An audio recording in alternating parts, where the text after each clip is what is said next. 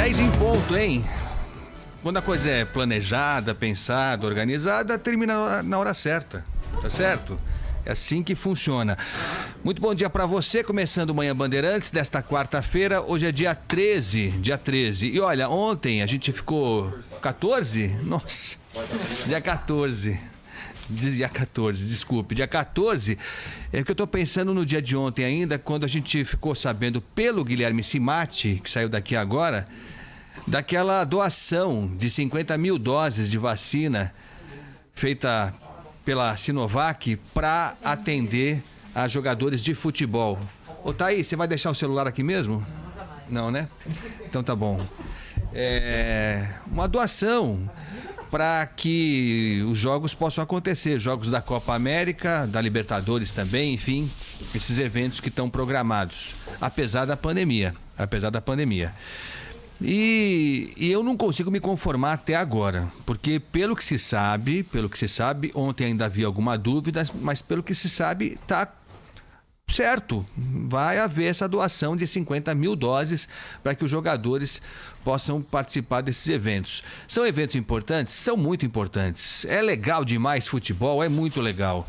É algo que eleva o espírito da gente para quem gosta nesse período tão difícil. É lógico que é uma distração, é algo cultural, é uma diversão, é tudo que você possa falar de bom. Fora que a economia gira também, né? Há um mercado por trás do futebol, mercado poderoso, importante. Então ninguém desconsidera esses aspectos. Mas cá entre nós, diga aí você, hein? Você acha que é o caso mesmo de disponibilizarem 50 mil doses para atender a jogadores de futebol? Para atender a uma fatiazinha específica e de privilegiados, porque são privilegiados. Eles próprios dizem que são. O próprio mundo do futebol diz isso. E foi esse o argumento usado por eles, pelas confederações, pelas federações de futebol, para justificar a volta da bola rolando. Ainda sem público, na maioria do planeta, sem torcedor em campo, na arquibancada, enfim, mas com os jogadores se concentrando, se reunindo, as equipes técnicas também se juntando, todo o aparato que envolve uma partida de futebol, a arbitragem, enfim.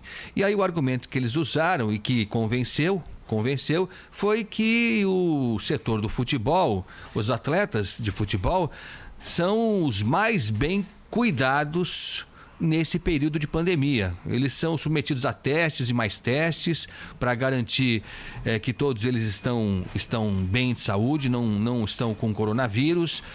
Quando um deles é identificado com o vírus, é isolado. De fato, há no mundo do futebol uma estrutura que não existe na vida real. Na maioria dos países não existe esse aparato todo para atender só um setor.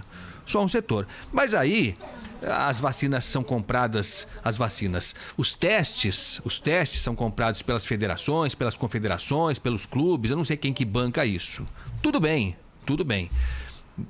Agora, quando você fala que vai se separar um lote de 50 mil vacinas que não existem por aí, não está sobrando vacina, o pessoal está brigando por vacina. Países que compraram vacina estão reclamando porque o atraso tem sido recorrente. Tem gente morrendo sem vacina. Tem gente que podia ter a vida salva, os males amenizados, o sofrimento estancado se fosse vacinado. E aí o mundo reparte 50 mil doses de um bem precioso que não existe para atender ao futebol. Eu não consigo entender. Realmente não consigo entender. Dizem que é uma doação. Não sei o que fez com que a Sinovac se sensibilizasse dessa forma para doar 50 mil doses para o futebol. Não sei, eles não tinham mais ninguém para distribuir. Foi isso. Foi o apelo mais emocionado que eles receberam, que mais tocou os responsáveis pela Sinovac para que eles, vamos separar. 50 mil doses vale para que a gente tenha Copa América, para que a gente tenha Libertadores da América. É assim que funciona? Eu não entendo, eu não sei. Eu acho que isso ainda dá tempo para ser revisto. Eu não sei se a OMS, né, a Organização Mundial da Saúde, se a OPAS, né, a Organização Pan-Americana, eu não sei se tem alguma entidade mundial que possa falar, olha, espera um pouquinho aí, nós estamos com gente morrendo em todos os países, nos países mais pobres em particular, na África uma tragédia, nas Américas temos problemas sérios, no Brasil é o exemplo mais bem acabado disso. Essas 50 mil doses não fariam um bem maior a civilização, a humanidade, se fosse entregue para outras pessoas que não os jogadores de futebol? Há essa urgência mesmo? A coisa mais urgente que nós temos para usar essas 50 mil doses é no futebol mesmo? Eu não concordo com isso, não consigo aceitar isso. Não consigo aceitar isso, não. Aliás, a gente tem percebido que, para além da falta de vacina, que é um mal, que é algo concreto, as indústrias não dão conta, venderam mais do que podiam entregar, não dão conta. As agências de saúde, as agências sanitárias, como a Anvisa, por exemplo, não dá conta também de olhar a papelada toda, os pedidos de autorização para distribuição, seja em caráter emergencial ou definitivo. Está todo mundo se virando para tentar resolver os problemas o mais rápido possível, porque, principalmente, não há vacina suficiente. E aí a gente se permite doar vacina para jogador de futebol. A gente comete uma barbeiragem aqui, hein, da Prefeitura de São Paulo, pelo amor de Deus, hein? Chamarem agentes de trânsito para serem vacinados por engano. Era vacina de gripe e o e-mail da Prefeitura convocou os agentes de trânsito. Nada contra os agentes de trânsito, hein? Nada contra. Eu estou separando as multas que eu recebo dessa análise fria aqui, que se baseia apenas na escassez de vacina. Então tem que ter prioridade. Aí a prefeitura erra, não sei como é que erra um negócio desse, e convoca os funcionários da CT para serem vacinados contra o coronavírus. E eles foram, lógico que foram. Alguns foram, muitos deixaram para o dia seguinte e perderam, porque a prefeitura percebeu logo em seguida que, na verdade, no e-mail que devia convocar para vacina contra a gripe, convocou para a Covid, eles chegaram nos postos e muitos foram vacinados. Agora vão ser vacinados pela segunda vez, vão receber a segunda dose, né? Porque também agora não tem sentido você não completar todo o processo. Mas, para além do problema de fundo, que é a falta de vacina, nós temos esses outros que vão se juntando e provoca um caos enorme. Além disso, temos os casos aí das pessoas que foram vacinadas e que não apareceram para receber a segunda dose. Parece que o Ministério da Saúde acabou exagerando quando fez um alarde danado dizendo que eram 1,5 milhão de pessoas que não teriam recebido a segunda dose. E, num primeiro momento, o governo federal estava sugerindo que alguma coisa errada estava acontecendo, porque ele dizia, eu estou mandando as vacinas e não vejo o resultado final, a vacinação das pessoas lá na ponta, nas prefeituras, nos governos estaduais. E trouxe esse número de 1,5 milhão de doses que estavam faltando entre o que foi enviado pelo governo federal e o que de fato foi aplicado nas pessoas na ponta final. Mas depois reviram os números, parece que desse 1 milhão, boa parte é formado por pessoas que ainda estão no prazo para receber a segunda dose. Então não é ainda uma tragédia, não é que as pessoas simplesmente abandonaram. Em São Paulo a coisa é um pouco pior. Porque de fato tem algumas pessoas, pelo que parece, pessoas mais idosas que simplesmente ou esqueceram ou não percebem a relevância da segunda dose. Vi relatos de pessoas idosas, senhoras e senhores, que estão dependendo de alguém para levá-los até o posto. Também tem isso. Então, tem vários casos em que a pessoa está impossibilitada de receber a segunda dose por enquanto. Mas há muitos casos, claramente, em que as pessoas acham, tomei a primeira dose e já tô imunizado. E não é verdade. O processo só se completa quando a pessoa toma a segunda dose. E mesmo depois de tomar a segunda dose, não dá para sair aí como se não houvesse mais nada, nenhum perigo em vista. Não é assim que funciona, né? A pessoa ainda tem um prazo até que a imunização se complete, ela pode ainda ser vetor para transmitir para outras pessoas, enfim.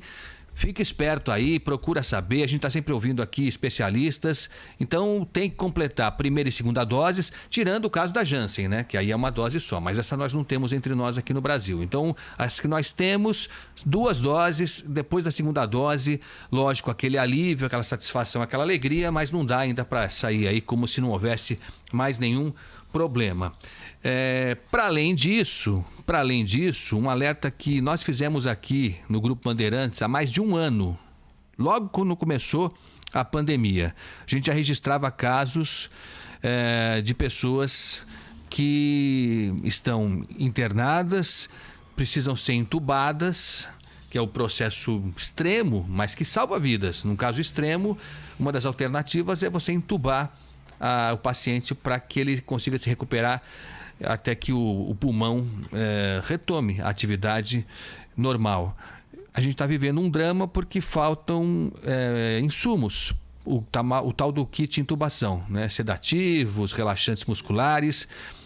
A gente registrava, eu lembro bem, há um ano, um aumento de 700% no preço desses insumos, desses sedativos. Lógico, tem muita procura, o preço sobe, né? Aquela maldita lei da oferta e da procura que acaba permitindo com que algumas pessoas explorem, né? Aí o pessoal cresce o olho e fala assim, lei da oferta e procura, tem muita gente procurando, eu já meto a faca até o cabo para tirar toda a diferença do que eu não ganhei em toda a vida. Tem muito disso mesmo.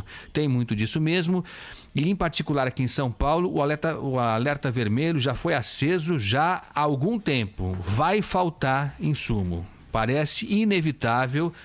Tomara que não, tomara que as coisas modifiquem, tomara que o governo federal se mexa, tomara que surja alguma alternativa que a gente não está vendo qual seria, para que esse alerta não se confirme. Até porque, já vou falar sobre isso aqui também, as mortes em UTIs por Covid aqui no estado de São Paulo já superaram as altas médicas. Então, a gente está vivendo um fenômeno de até um crescimento menor das internações. Não é que não está crescendo num ritmo menor. Só que as pessoas que estão sendo internadas estão ficando muito tempo, mais tempo do que no início da pandemia. A internação está se prolongando e os casos estão se mostrando um tanto quanto mais graves. Há casos graves de pessoas, e aí não é só faixa etária elevada, não é só velho, não é só idoso, tem muito jovem, muita pessoa de meia idade que está chegando ao limite da intubação e em muitos casos o resultado é a morte. Infelizmente é isso que nós estamos vivendo e isso pode se tornar muito mais grave se a gente chegar ao ponto de não ter equipamento para intubação, sedativo para intubação. Eu ouvia ontem, não sei se a Bruna Barbosa que está aqui comigo ouviu também, eu confesso, eu vou procurar aqui para saber qual foi o médico que divulgou, creio que em redes sociais, um relato emocionante. Eu vou procurar, devia ter procurado antes, lembrei disso agora, mas enquanto a Bruna informa a gente, aqui durante o programa eu vou tentar achar. É um relato, eu ouvi o áudio, é dramático, é um médico aparentemente experiente, que já viveu quase tudo na vida, mas que se dizia decepcionado, frustrado e até pedia desculpas por não conseguir evitar mortes, por falta de sedativos, por falta de estrutura mínima para exercer o trabalho dele. É isso que nós estamos vivendo e você imagina essa gente que já está há mais de um ano trabalhando dia após dia, extenuada, né? A gente tem uma situação crítica dos nossos profissionais de saúde, que só pela carga de trabalho já estariam no limite.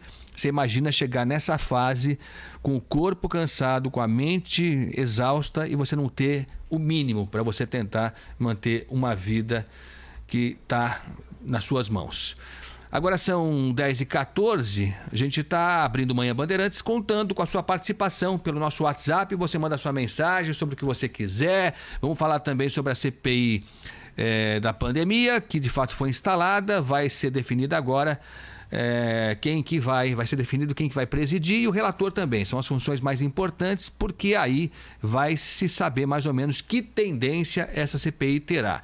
Se a presidência e a relatoria ficarem nas mãos de pessoas, digamos, mais próximas do Palácio do Planalto, aí para o governo federal seria um alívio, porque a coisa não está fácil não, mesmo se acrescentando estados e municípios nessa apuração, levando em conta aquele argumento mesmo de que boa parte do recurso enviado para a pandemia foi feita, esse envio foi feito pelo governo federal, então isso justificaria a investigação em nível federal. Mesmo assim, o governo central está preocupado, está bem preocupado com esse fato aí da escolha do relator e também do presidente da CPI da pandemia. Então manda pra gente mensagem aí, o Ricardão vai lembrar pra gente o nosso WhatsApp, né, Ricardo? 11 999 048756. 11 999 048756.